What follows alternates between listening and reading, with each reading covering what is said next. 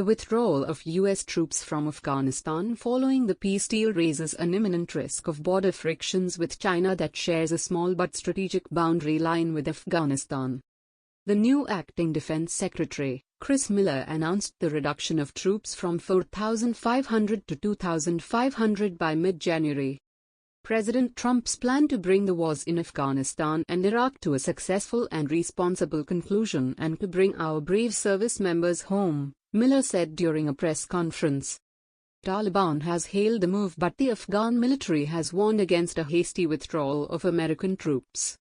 If the US draws down to 2,500 so soon, it will create a lot of problems throughout our military, Colonel Abdul Fattah Qazai, the maintenance chief for the Afghan Air Force, told Stars and Stripes. I think our American colleagues should look at the situation in the country and be very careful about withdrawing. Analysts believe that the terrorist forces and Muslim extremists will become an imminent threat for China, who are raged by Beijing's treatment of Uyghurs. According to the United Nations Human Rights Panel, there are credible reports of about 1 million ethnic Uyghurs in China held in a massive internment camp that is shrouded in secrecy. Beijing calls them vocational and training centers.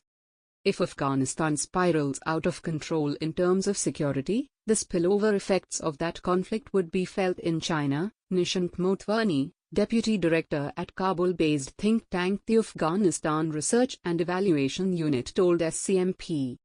After the U.S. invasion of Afghanistan following the 9/11 terrorist attacks, Beijing remained quiet even though the U.S. military stood close to its borders. In 2002, Washington designated the Eastern Turkestan Islamic Movement, ETIM, an Islamic extremist organization founded by Uyghur extremists calling for Xinjiang as an independent Islamic state, as a terrorist organization. Motwani told SCMP that while ETIM was at present severely constrained in its ability to attack China, this could change if the Taliban increased its control over Afghanistan. However, deviating from this policy after 18 years, U.S. Secretary of State Mike Pompeo delisted ETIM as a terrorist organization on November 5. Beijing slammed the move, calling it Washington's double standards on anti-terrorism. Xinjiang will steadfastly crack down on ETIM and other terrorist forces, Irjan Ananyut, a spokesperson for the Xinjiang Uyghur Autonomous Region's Information Office, said at a press conference, Xinhua reported. For long, Beijing has been worried about the existing links between militant groups and Muslim extremists operating in Xinjiang, which is home to the mostly Muslim Uyghur people. However, analysts believe that Beijing won't take the forefront and diplomatically enter the region with its iron brother, Pakistan. China is going to work more closely with Pakistan when it comes to Afghanistan as opposed to playing a leading role directly, said Motwani.